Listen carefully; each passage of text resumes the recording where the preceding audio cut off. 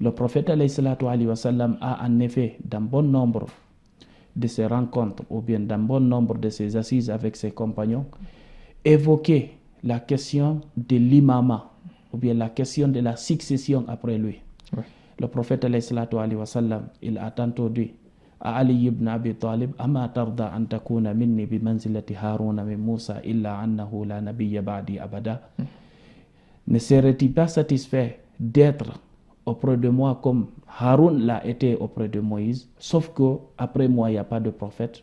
Ce qui veut dire que Ali ibn Abi Talib et tous les imams après lui ont les mêmes caractéristiques du saint prophète alayhi wa sallam. Ils détiennent le même savoir, ils détiennent les mêmes comportements que le prophète alayhi wa sallam, à l'exception de la révélation.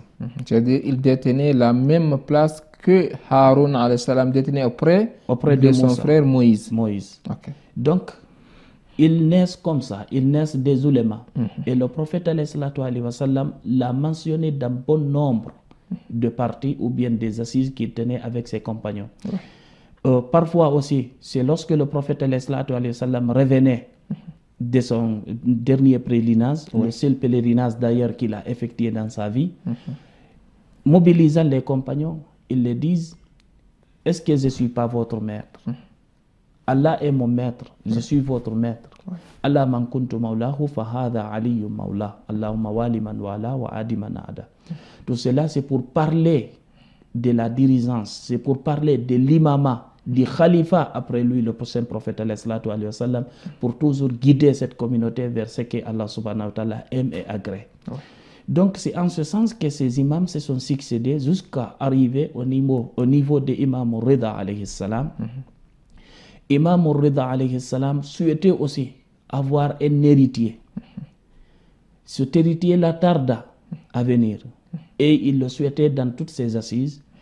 Il le disait, même avant la naissance de son aimé fils, le saint imam, Imam Al-Jawad, Muhammad Al-Jawad alayhi salam, il disait qu'il souhaite qu'Allah subhanahu wa ta'ala lui donne un enfant qui le succède et qui s'occupe aussi des affaires de la communauté musulmane. Lorsque cet enfant-là venu au monde, il dit: هذا المولود الذي لم يولد مولود أعظم بركة على شيعتنا من. Il dit, cet enfant-là, il n'y a pas eu un enfant qui a plus de bénédictions pour nos chiites que lui. Est-ce que vous voyez? Donc, Imam Jawad alayhi salam, il est l'office de Imam Al-Rida, Imam Ali Al-Rida alayhi salam, le huitième imam. Donc, il est ici de cette généalogie d'imam.